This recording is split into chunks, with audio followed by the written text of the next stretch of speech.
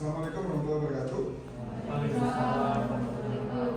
Kita di sini dari mahasiswa Untak Prodi Ilmu Komunikasi mau mengedukasi tentang kekerasan seksual di kalangan remaja yang akan dimulai oleh Mas Alien. Ya, pertama-tama ini mengenai tentang pengertiannya dulu kekerasan seksual ya. Kekerasan seksual itu pengertiannya itu gampangnya itu gini, apa namanya, bentuk tindakan seksual yang bersifat itu memaksa, jadi kayak bukan yang mau sama mau gitu. Kalau mau sama mau itu bukan kekerasan seksual ya. Kota itu menyebutnya contohnya itu kayak, jadi kalau pemaksaan ya, misalnya nggak ada kayak kesetujuan antara dua pihak itu nanti itu bisa dinamakan pemaksaan sama pelecehan, terus bisa dinamakan juga pemerkosaan. Nah ini bisa juga terjadi secara fisik, verbal maupun online. Nah kalau terjadi fisik ini biasanya apa ya, kayak yang masih kategori apa sedangnya ya, itu biasanya kayak kalau sekarang kan musimnya begal-begal, nah kayak gitulah. Nah, kalau verbal itu biasanya dari catcalling. Terus kalau online itu kayak chat-chat biasanya di Twitter sih sekarang, atau tele yang jadi cyber harassment ini. Nah itu sih pengertiannya. Selanjutnya bisa dijelaskan oleh Mas Reza. Kemudian bentuk-bentuk kekerasan seksual pada remaja, pelecehan verbal, catcalling, komentar tidak senonoh. Biasanya kan kita kalau punya sosial media atau apa gitu, apalagi yang cewek, biasanya kayak ada orang-orang gak jelas atau apa, biasanya kan kayak DM yang enggak gitu, itu termasuk pelecehan yang verbal atau catcalling. Terus sentuhan tidak diinginkan, tuh ya seperti kayak ya tadi sini dijelaskan Mas Sufa, kayak begal-begal darah, terus kayak tiba-tiba cewek dipegang rambut atau apa gitu, itu termasuk pelecehan seksual. Kemudian sexting tanpa izin dan pemaksaan pacar untuk berhubungan seksual. Itu pemaksaan berhubungan seksual kepada pacar atau pasangan kita, itu termasuk pelecehan seksual atau bisa jadi maksudnya pemerkosaan ya. Terus eksploitasi seksual online atau grooming, biasanya kayak share video. Selanjutnya yang kami bahas adalah dampak bagi kebanyakan remaja ini.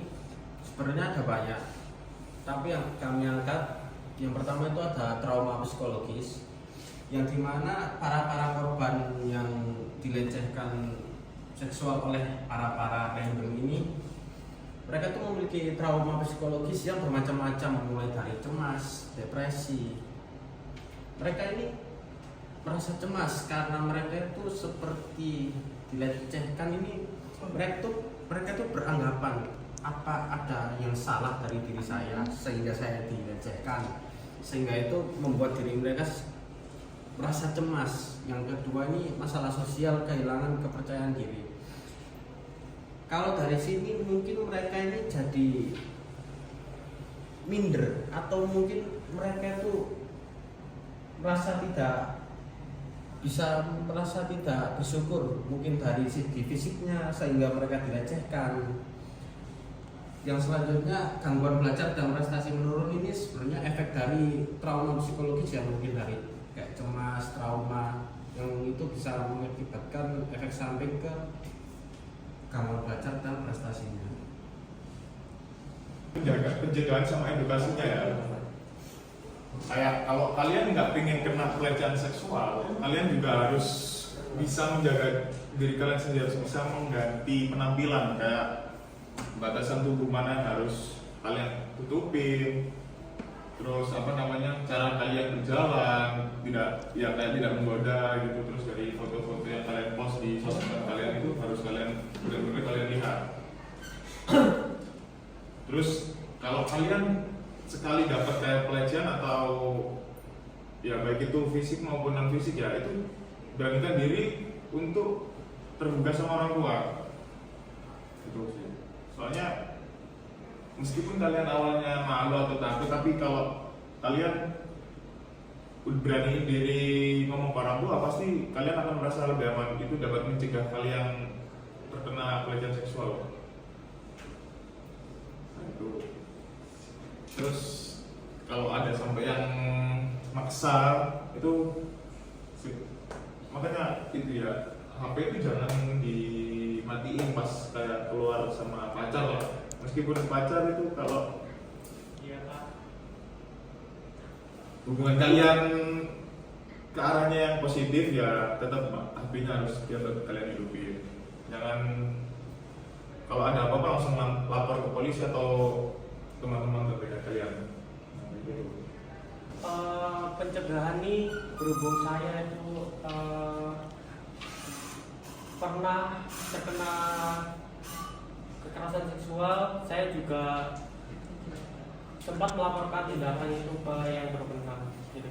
Jadi pendapat kalian itu gimana sih tentang kekerasan seksual mungkin di kalangan remaja?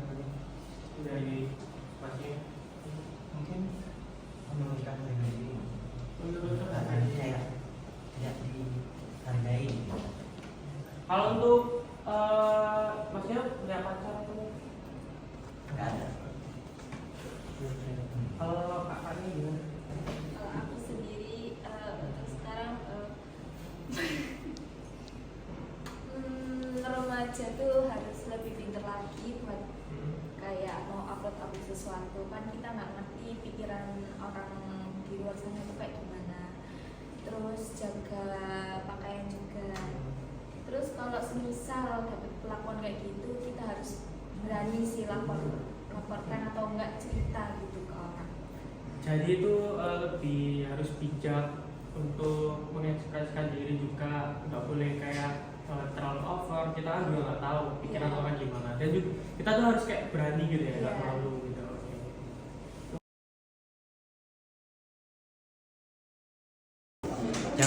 Jangan takut untuk mengekspresikan diri, karena kamu layak untuk dihargai, dilindungi, dan didengar. Berani bicara adalah langkah awal menuju keadilan. Mari kita ciptakan di mana perempuan merasa aman, dihargai, dan bebas dari kekerasan.